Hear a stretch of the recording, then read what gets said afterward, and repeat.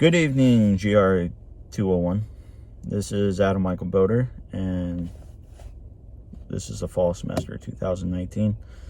And today I'd like to talk about my whiteness. Now, if you were to ask me 2 years ago, hey, what's your whiteness mean? I would have looked at you funny still, because I used to. I've been asked that question throughout my life. Hey, what's it like to be white? Up to, about a year and a half, 2 years ago, I thought I was Native American.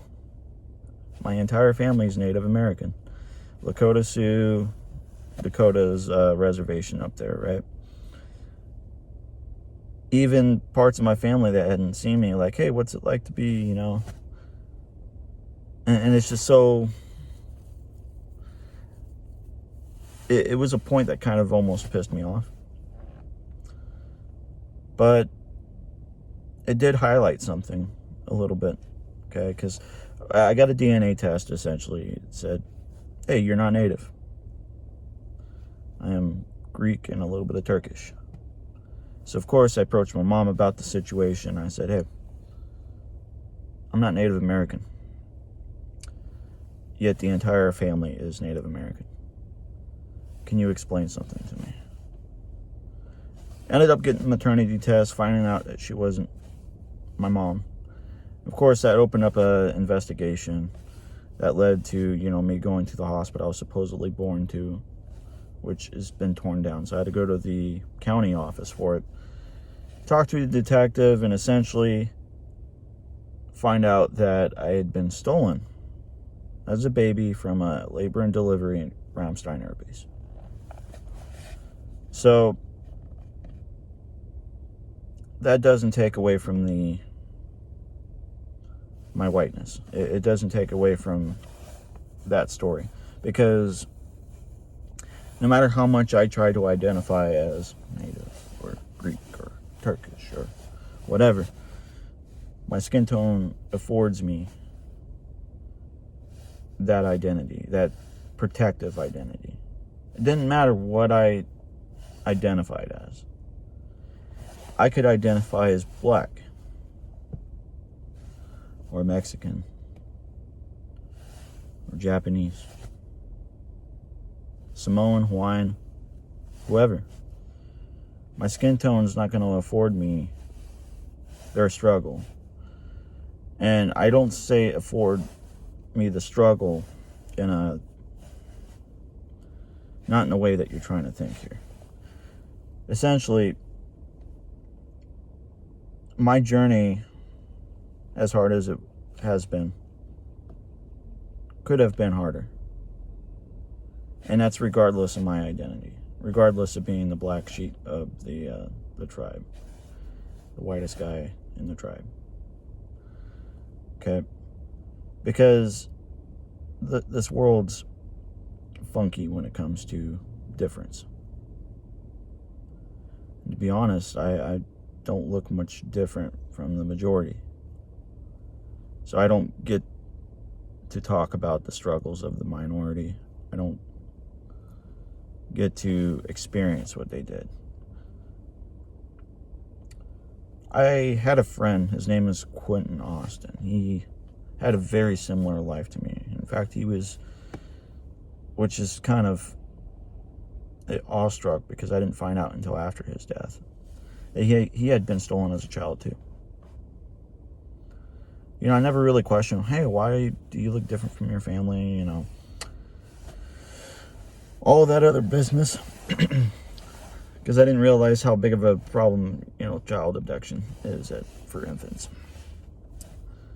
But he had always been in a mostly white avenue of life as a black male adult.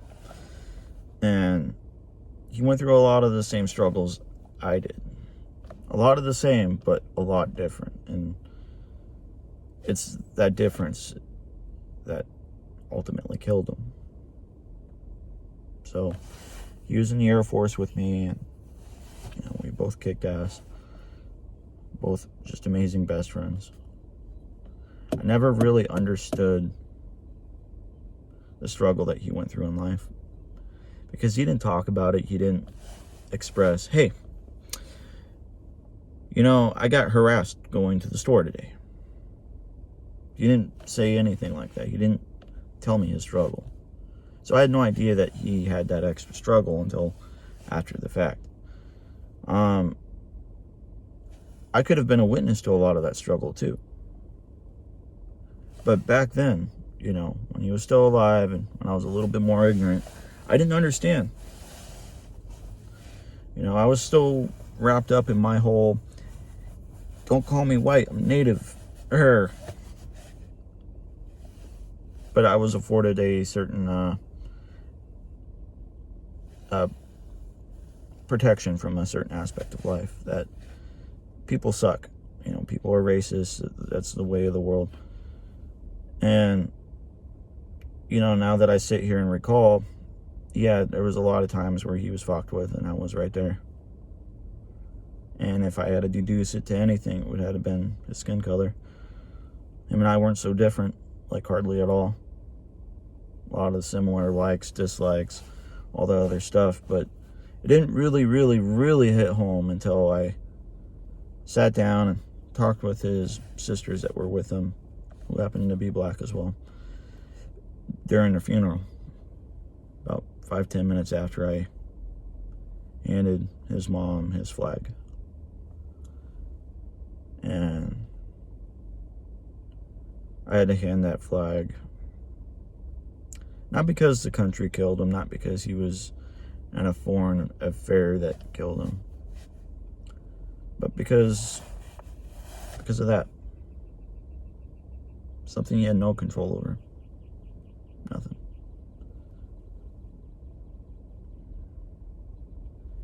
And we sit here and say, oh, this is like an isolated incident.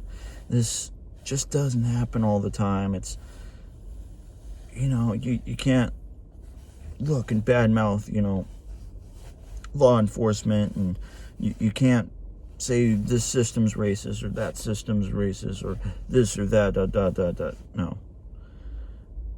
The simple fact was that he was taken away because of something he couldn't control.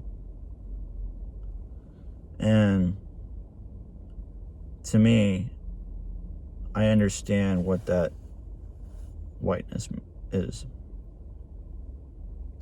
Even though I haven't identified with it for most of my life. I do now.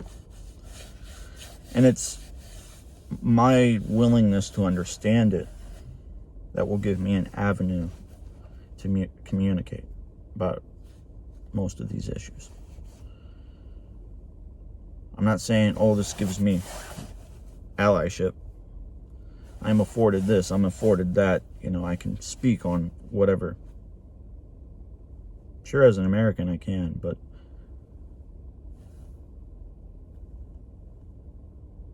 I want to be an avenue of communication. Okay? And communication is so important to me. I wish it could make more money in the world. I'd study it. I would make my field, communication. I believe it's so important. Being able to understand different people from different walks of life, different struggles, and being able to adapt. And I think this class was the first step towards that for me. Because even if I don't go into communication or whatever, I plan on going into nursing, plan on going into healthcare. Racism exists there. I will try to open up an avenue, at least in this community, to speak on it. And I want to challenge the rest of GRI to do that as well, to open up the avenue wherever you're at. And don't wait until you've lost your best friend. Don't wait until you found your identity. Take a step back. Be willing to look at yourself the way that others would view you, the way the world would view you. And then talk about that. That's all I got. Good luck to everybody.